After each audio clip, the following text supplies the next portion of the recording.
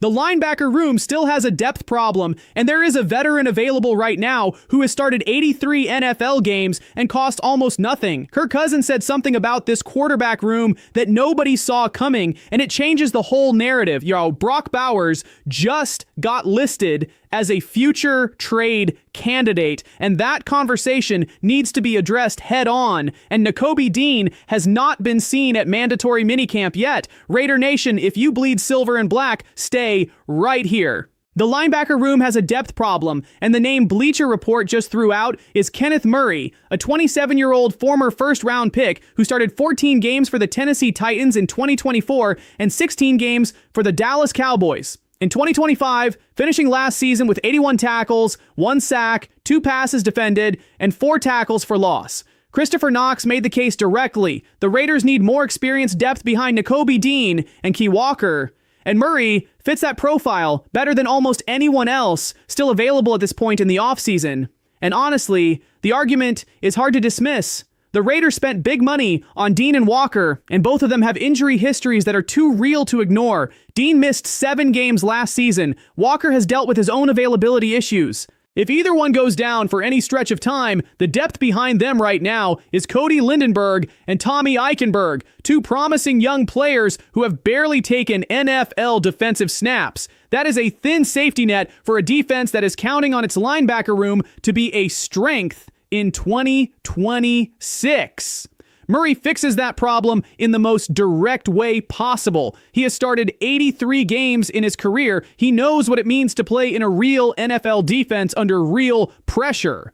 The linebacker coach Ronell Williams already said that having dominant linebackers multiplies the entire defense, frees up the defensive backs, and takes blocks off the defensive line. Murray is not a dominant linebacker. Nobody is pretending that. But he is a capable veteran who can step in and hold things together if the starters miss time. Now, here is the honest part of this conversation. Murray has real limitations. His coverage numbers are not good. Knox said it straight. He has allowed a 109 passer rating in coverage throughout his career, which means you do not want him on the field in obvious passing situations against quality quarterbacks. He is best as a 2-down linebacker, someone you trust against the run, and in short yardage situations, but rotate off the field when the opponent goes to 4 and 5 receiver sets. That is a specific role, but specific roles matter in a long NFL season. Williams also spoke highly about Lindenberg and Eichenberg developing, saying Lindenberg has been phenomenal in building his confidence, and Eichenberg has a hunger and intensity that reminds him of Walker. That is encouraging. But encouraging young players and having a proven veteran insurance policy are not mutually exclusive. The Raiders can have both. And right now, Murray is available, cheap, and ready to play. This call should already be made. The most unexpected thing said by anyone in this organization during mandatory minicamp came from Kirk Cousins, and it was not about Fernando Mendoza. It was about Aiden O'Connell. Cousins went on record and said he strongly believes O'Connell's best football in this league is still ahead of him. He said his 4th year in the league was when everything turned for him personally, and that O'Connell is in his 4th year right now. He said he has watched a lot of quarterbacks come through Washington, Minnesota, and Atlanta, followed them for years, and that everything he sees in O'Connell makes him ask why this guy cannot have a long and successful career in this league. That is not a veteran being polite. That is a veteran who has seen enough football to know what the traits of a good quarterback look like, and he is saying O'Connell has them. Actually, wait, let me back up for a second, because the full picture here is even more interesting than that one quote. Cousins was asked about the quarterback room, and his answer pushed back on the whole mentorship narrative that everyone has been building around this situation. He said calling himself a mentor is probably more of a narrative than the truth, because Mendoza and O'Connell are both good players and experienced enough that he is learning from them too. He said, nobody is leading more than anyone else, that it is a working force together, and that the best ideas come out when all 3 of them are in the room giving feedback on each other rather than working in separate silos. That is a quarterback room with 0 ego and 0 hierarchy, which is genuinely rare and genuinely valuable for a team that is still building its identity. Now, here is what makes this land even harder for Raider Nation. O'Connell has been one of the most underappreciated stories of this entire rebuild.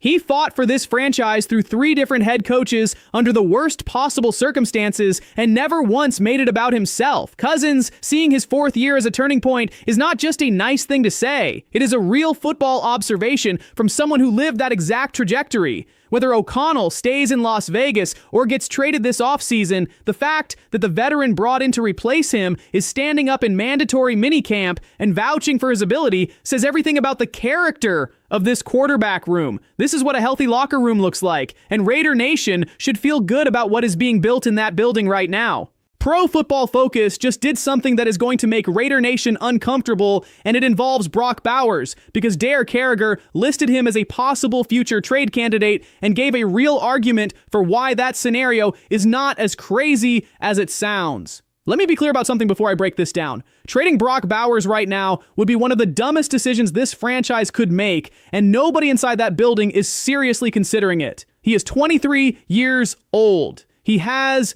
a 90.0 PFF receiving grade since entering the league. He ranks 2nd among all tight ends in yards and first downs over the last 2 seasons. 1st in contested catches, and he did all of that while missing a month of action in 2025. That is the best tight end in football. You do not trade that. You build around it. But here is where Carragher's argument gets honest and worth addressing. Bowers went 42-2 at Georgia and won 2 national championships. Since arriving in Las Vegas, this team has gone 7-27. That is the reality. And Carragher's point is that if Fernando Mendoza does not develop the way this franchise is hoping, if this rebuild stalls out and Las Vegas is bad again in 2026 and 2027, Bowers could reach a point where he decides his window to compete is more important than his loyalty to a franchise that has not given him much to work with. That is not a crazy thought. It is the same thought process that led Max Crosby to request a trade earlier this offseason. The difference is that Crosby already walked that back. Bowers has not given any indication he wants out, and Pro Football Talk's Mike Florio even suggested Bowers might have requested a trade if the Raiders had not landed Kubiak. The fact that they did land him matters. The fact that Mendoza is here matters. The fact that this roster is genuinely better than anything Bowers has played with in his career matters. But the clock is ticking. This franchise needs to show Bowers something real in 2026. Not a playoff run necessarily, but real progress, real wins, and real proof that this rebuild is heading somewhere worth staying for. Because losing Brock Bowers would set this franchise back in ways that no trade return could ever compensate for. The Raiders paid big money for a linebacker this offseason, and right now nobody can find Nakobe Dean because the veteran has not been seen at mandatory minicamp yet, and the team is not offering much explanation beyond telling everyone not to worry about it. Assistant head coach Mike McCoy addressed it directly when asked, and his response was about as vague as it gets. He said there is no concern. Dean is a pro. This is the offseason, and the focus is on getting everybody fresh and ready for the opener. That is coach speak, for we are not telling you what is going on, and we would appreciate it if you stopped asking. Now, here's the thing. OT as being voluntary is one thing. Veterans skip voluntary work all the time, and nobody blinks. But mandatory minicamp is exactly what the name says, mandatory. Missing it without a clear explanation is a different kind of absence, and it deserves a different kind of attention from this fan base. Dean missed 7 games last season. His injury history is real and documented. The Raiders knew that when they signed him and paid him anyway, which tells you they believe in his talent when healthy, but the combination of a known injury history and an unexplained absence from mandatory minicamp is not something Raider Nation should just wave away because the coaching staff is telling them not to worry. That said, the rest of what came out of minicamp on the defensive side was genuinely encouraging. Rob Leonard spoke about his defensive philosophy in a way that tells you exactly what kind of defense he is trying to build. He said he wants his players to play fast, even at the cost of a mental error, because hesitation is the enemy of this scheme. He does not want slow blinkers on the field. He wants decisions made fast and trust placed in the coaching staff to correct the mistakes afterward.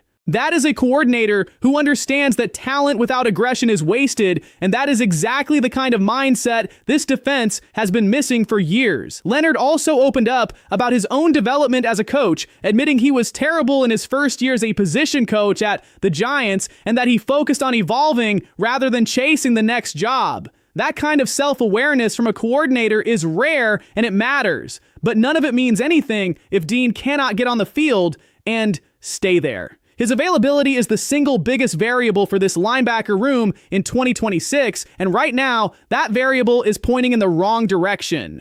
Here is what mandatory minicamp just told Raider Nation about where this team actually stands. The quarterback room has zero ego and a veteran in Kirk Cousins who is genuinely invested in the people around him, not just himself. That is rarer than people realize, and it matters for a franchise quarterback who is still learning. The linebacker room has a depth problem that Kenneth Murray can solve for almost nothing, and this front office needs to stop waiting and make that call. Brock Bowers is not going anywhere this season, but the clock on keeping him here long-term starts ticking the moment this team takes the field in Week 1 against Miami. Show him something real, and Nakobe Dean being absent from mandatory minicamp is the kind of thing that quietly defines a season before it ever starts. If he comes back healthy and ready, this defense has a real chance to be something. If he does not, the questions about depth at linebacker stop being hypothetical and start being urgent. Training camp opens in late July. Everything between now and then either builds confidence or creates doubt. This roster has earned cautious belief from Raider Nation.